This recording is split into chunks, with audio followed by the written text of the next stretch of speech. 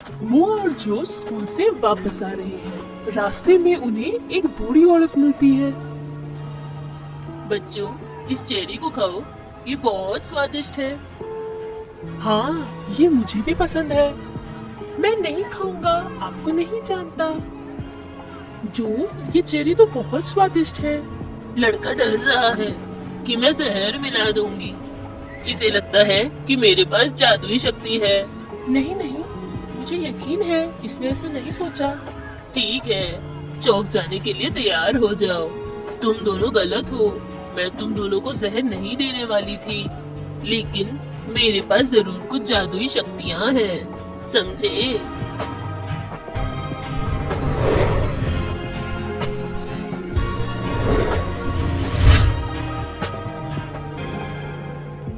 कहाँ हैं हम? क्या किया आपने? शांत रहो बच्चे, मैं तुम्हें नुकसान नहीं पहुंचाऊंगी। तो हम लोग यहाँ क्या कर रहे हैं? बच्चों, इस महल को देखो। क्या तुम्हें यहाँ कोई खुश दिख रहा है? नहीं, लेकिन हुआ क्या है? चलो, अब तुम्हें मैं इस महल की राजा और रानी की कहानी सुनाती हूँ। इस महल के राजा और रानी बहुत दयालु और नेक दिल थे। साम्राज्य में हर कोई उन्हें मानता था। 16 साल पहले जब राजकुमारी पैदा हुई तो राजकुमारी को आशीर्वाद देने के लिए उन्होंने पूरे साम्राज्य में सबको आमंत्रित किया, सिवाय उस डायन के। इससे वो डायन खुश नहीं थी और वो राजकुमारी की पार्टी में जा पहुंची। इतनी हिम्मत, मेरे अलावा तुमने सबको बुलाया। इस अपमान का बदला मैं लूंगी। मेरा श्राप है, राजकुमारी जब 16 की होगी उसकी उंगली में एक सुई चुभेगी जिससे वो नींद में चली जाएगी और वो फिर कभी नहीं उठेगी। ये सुनकर सब लोग चिंता में पड़ गए और सब लोग अपने पैरों पर झुक गए और डायन से भीख मांगने लगे। मुझे माफ कर दो शक्तिशाली डायन, मैंने गलती की है। हमारी बेटी को हमारी गलती की सजा मत दो। माफ कर दो, वो एक बच्ची है, इतनी निर्दयी मत बनो, दया करो। ठीक है, मुझे लगता है कि तुम लोगों ने सबक सीख लिया है। मैं अपना श्राप वापस नहीं ले सकती, लेकिन ध्यान से सुनो। इसकी तकलीफ कम करने के लिए एक उपाय बता सकती हूँ। सच्चे प्यार के चूमने से ये गहरी नींद से उठ जाएगी। इसके बाद फिर डायन गायब हो गई। राजा ने सबको आदेश दे दिया कि साम्राज्य की सारी सुइयों को हटा दिया जाए और साथ में यह भी आदेश दे दिया कि अगर किसी के पास सुई पकड़ी गई तो उसे गांव के चौराहे पे लटका दिया जाएगा। हमारी बेटी अब सुरक्षित है, अब उसे कुछ भी नहीं होगा। वक्त गुजरता गया और राजकुमारी का 16वां जन्मदिन आ गया। क्या अभी भी मुझे दाइयों से घिरे रहना पड़ेगा? ठीक है, मैं दाई को तुम्हारे साथ रहने के लिए मना कर दूंगी। महल के अंदर तुम अकेले रह सकते हो, लेकिन तुम्हें वादा करना होगा कि बिना किसी के साथ के महल के बाहर नहीं जाओगे। मैं वादा करती हूँ माँ। राजकुमारी बहुत खुश थी अपनी इस नई आजादी को पाने के बाद। उसने अकेले ही पूरे महल में घूमना शुरू कर दिया। तभी उसने एक अजीब सा दरवाजा देखा जो उसने कभी नहीं देखा था। उसे उसके पीछे क्या है जानने के लिए उत्सुकता हुई और उसने दरवाजे को खोला और उस कमरे के अंदर गई। वहाँ उसने एक औरत को चरखे के पास बैठे हुए देखा जो कपास से धागा निकाल रही थी। जी, आप क्या कर रही हैं यहाँ? मैं इस कपास से कपड़े बनाने के लिए धागा बुन रही हूँ। क्या मैं देख सकती हूँ? मेरे पास आओ। राजकुमारी उस चरखे को छूने के लिए पास आई, लेकिन उस औरत ने चालाकी की जिससे कि राजकुमारी की उंगलियां सुई में चुभ गई। तुरंत ही उसकी उंगलियों से खून निकल गया और जैसे ही ये हुआ वह औरत फिर से डायन के वेश में आ गई। तुम्हारे जाने से ये श्राप नहीं हट सकता, समझी? बेचारी राजकुमारी गहरी नींद में चली गई और डायन वहाँ से गायब हो गई। जब राजा और रानी को इसके बारे में पता चला तो वो बहुत दुखी थे। राजकुमारी को कमरे में लाया गया और बिस्तर पर लिटा दिया गया। राजकुमारी अब भी सो रही है। कहाँ है वो? वो अपने बिस्तर पर सोई है, ऐसी नींद में जो सिर्फ उसके सच्चे प्यार के चूमने से खुल सकती है। लेकिन राजकुमारी किसी भी राजकुमार से नहीं मिली थी जिससे वो प्यार कर सके, और राजकुमार उससे। शायद वो कभी ना उठे। हम देख सकते हैं क्या? आओ साथ मेरे।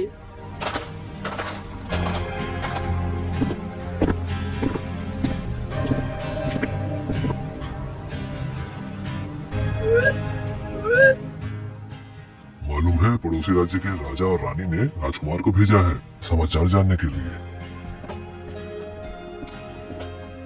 जी महाराज, मेरे माता पिता आपकी तकलीफ से बहुत दुखी हैं। मेरी माँ ने कहा है कि वो किस तरह से आप लोगों की मदद कर सकती है ऐसी कठिन परिस्थिति में।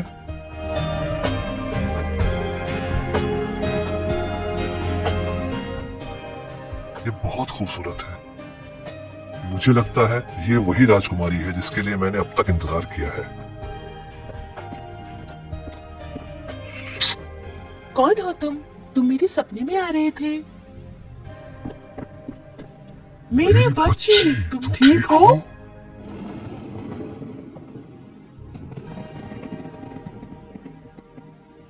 क्या तुमने देखा? उसको सच्चा प्यार मिल गया। हाँ, कितना अच्छा हुआ ना। लेकिन अब तुम्हारे घर वापस जाने का वक्त आ गया है। मैं ज्यादा देर तुम्हें यहाँ नहीं रख सकती। किसी और दिन तुम्हारे पास आऊंगी, लेकिन अभी तुम्हें वहीं वापस जाना होगा जहाँ से तुम लोग आए हो।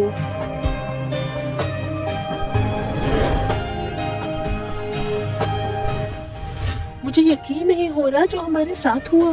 हाँ बिल्कुल, मुझे भी नहीं हुआ। अब हमें ये सब भूल के घर जाना चाहिए। मो और जो मॉल में हैं, वो खिलौनों की दुकान के पास से गुजर रहे हैं। उन्होंने वहाँ एक लकड़ी की कठपुतली देखी जिसकी नाक बहुत लंबी थी। अरे, उस खिलौने को देखो, उसकी नाक को तो देखो जो। मुझे लगता है कि यह पिनोकियो है। वो क्या है?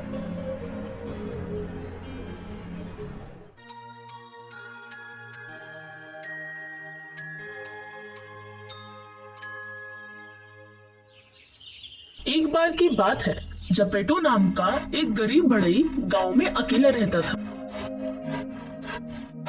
एक रात उसने सड़क पर लकड़ी का टुकड़ा देखा। वो उसे घर ले आया।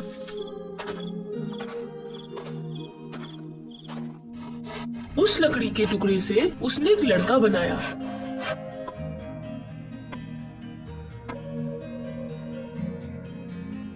अपने काम से संतुष्ट होकर वो सोने चला गया।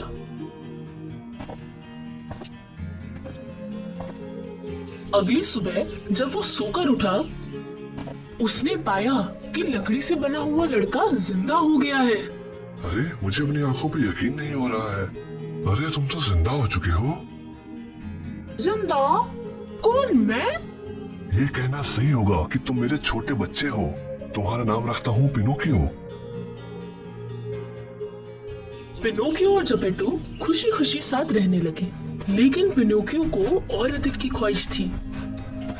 पापा, मैं सचमुच का बच्चा बनना चाहता हूँ और स्कूल जाना चाहता हूँ। मैं सचमुच का बच्चा नहीं बना सकता तुम्हें, लेकिन मैं तुम्हें स्कूल जरूर भेज सकता हूँ। जेपेटो ने अपना कोट बेचा और पिनोकियो के स्कूल जाने का इंतजाम किया।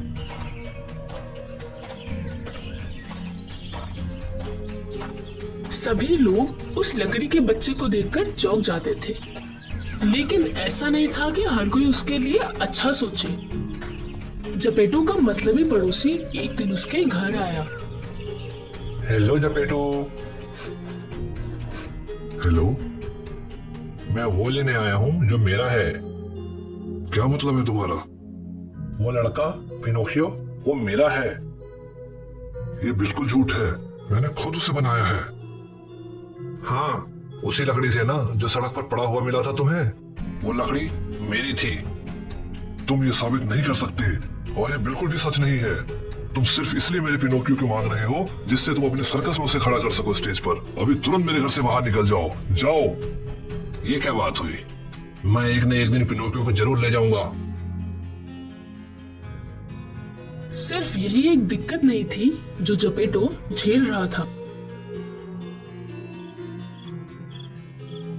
मैं असली लड़का बनना चाहता हूँ। मेरे सभी दोस्त असली हैं, सिर्फ मैं ही लकड़ी का बच्चा हूँ बिना किसी दिल के। जपेटो ने पिनोकियो को समझाने की बहुत कोशिश की, लेकिन पिनोकियो बहुत उदास था। वो रोते हुए सोने चला गया।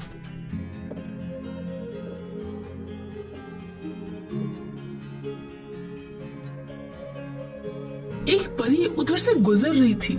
उसने सारी बातें सुनी थी। ये बच्चा स्वार्थी है। जब तक ये मदद नहीं करेगा दूसरों की, तब तक इसे दिल नहीं मिलेगा।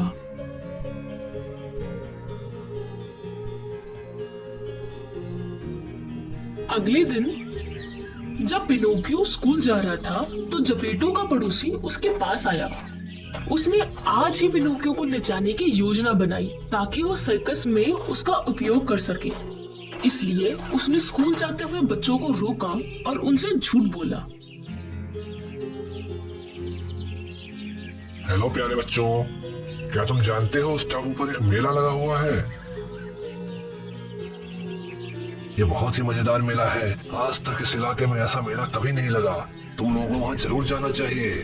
वो बच्चे टापू पर लगे उस मेले के बारे में सुनकर बहुत उत्सुक हुए। उन्होंने स्कूल को छोड़कर मेले में जाने की योजना बनाई।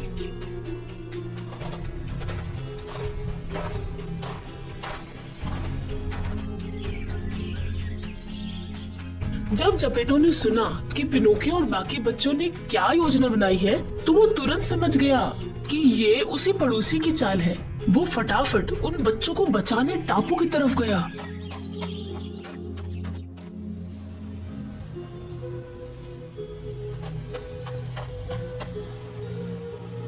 वो समुद्र में कूद गया और टापू की तरफ तैरने लगा।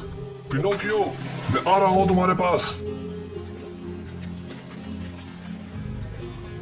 इससे पहले कि जपेटो उस टापू पर पहुंच पाता, एक व्हेल मछली ने उसे निगल लिया। जब पिनोकियो ने ये देखा, तो वो तुरंत जपेटो को बचाने पानी में कूद गया। पापा, पापा, मैं आपको बचाऊंगा। जब पिनोकियो समुद्र में कूदा, तुरंत ही व्हेल मछली ने उसे भी निगल लिया। अंदर जाकर उसने जपेटो को देखा।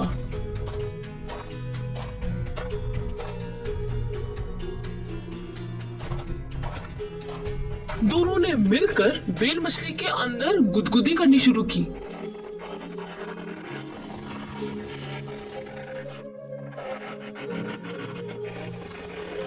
जब तक कि व्हेल मछली ने उन्हें छींककर बाहर निकाल ना दिया, वो तुरंत तैरकर किनारे पर आ गए और देखा कि बाकी बच्चों के माता पिता ने उन्हें बचा लिया है। और फिर वो दोनों घर वापस आ गए और खुशी खुशी साथ रहने लगे। उस रात जब पिनोकियो सो रहा था, परी उसके घर आई। इसने दूसरों की देखभाल करना सीख लिया है। अब ये असली दिल वाला बच्चा बन गया है।